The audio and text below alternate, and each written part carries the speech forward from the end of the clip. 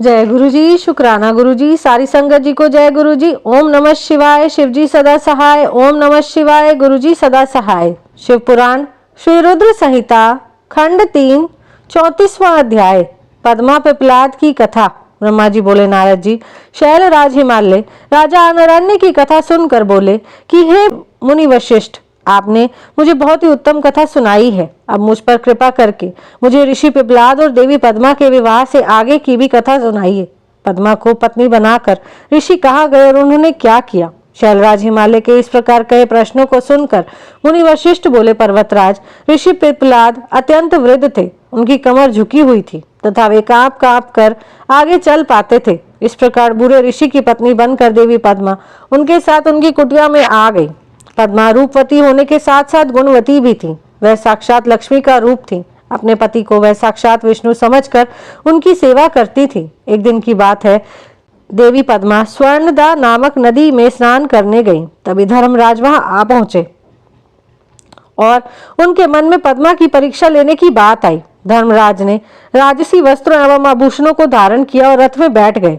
रथ में बैठे वे साक्षात कामदेव प्रतीत हो रहे थे। देवी पद्मा को मार्ग में ही रोककर उन्होंने कहा, देवी, आप तो परम सुंदरी हैं। आपकी सुंदरता को देखकर तो चांद भी शर्मा जाए। आप तो राजरानी बनने योग्य हैं।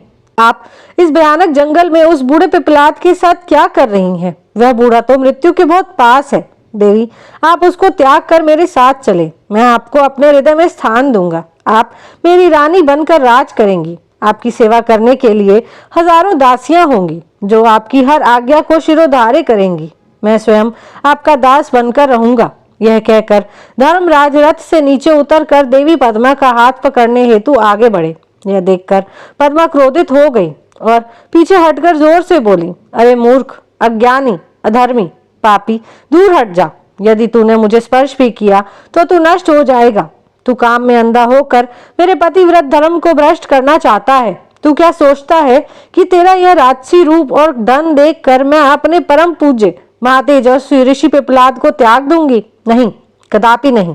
याद रख, यदि तू मुझे बुरी नजर से देखेगा तो भस्म हो जाएगा। देवी पद्मा के शाप को सुनकर धर्मराज भयभीत हो गए। उन्होंने तुरंत राजा का वेश त्याग दिया और अपने असली रूप में आकर बोले, माता, मैं धर्म हूँ, मैं ज्ञानियों का गुरु हूँ और हर स्त्री को सदैव अपनी माता मानता हूँ। मैंने यह सब आपकी परीक्षा लेने के लिए ही किया है। मेरा जन्म ही इसलिए हुआ है कि मैं धर्मात्मा मनुष्यों की धर्म संबंधी परीक्षा लेकर उन्हें धर्म में दृढ़ करूं। परंतु देवी, आपने मुझे शाप दे दिया है, अब मेरा क्या होगा? यह कहकर धर्मराज चुपचाप खड़े हो गए। तब देवी पद्मा ने कहा, हे धर्मराज, आप तो इस संसार के सभी जीवों के कर्मों के साक्षी हैं। फिर मेरी परीक्षा लेने के लिए आपको यह सब ढोंग करने की क्या आवश्यकता थी? अब तो शब्द मेरे मुंह से निकल चुके हैं। जिस प्रकार कमान से निकला तीर कमान में वापस नहीं आ सकता, उसी प्रकार मेरा शाप मिथ्या नहीं हो सकता। धर्म आपके 4 पाद हैं। सतयुग में तुम्हारे 4 पाद होंगे, त्रेता युग में 3 पाद होंगे और द्वापर युग में 2 पाद होंगे। कलयुग में 1 भी पाद नहीं होगा। परंतु जब पुनः सतयुग शुरू होगा तो तुम्हारे 4 पाद पूर्व की भांति वापस आ जाएंगे। पद्मा के वचनों को सुनकर धर्मराज प्रसन्न हो गए और कहने लगे, देवी, आप धन्य हैं। आप अति पतिव्रता हैं। आपका अपने पति से अटूट प्रेम है। आप सदा ही अपने चरणों से प्रेम करोगी। मैं आपके पतिव्रत धर्म से प्रसन्न होकर आपको वरदान देता हूँ कि आपके पति जवान हो जाए और उनकी जवानी स्थिर रहे। वे मार्कंडे के समान दीर्घायु हों, कुबेर के समान धनवान हो तथा इंद्र के समान सुंदर एवं वैभव संपन्न हो। देवी, आपको शीघ्र ही 10 पुत्रों की प्राप्ति होगी जो कि गुणवान व दीर्घायु होंगे। यह कहकर धर्म अंतर्ध्यान हो गए और देवी पद्मा अपने घर वापस आ गईं।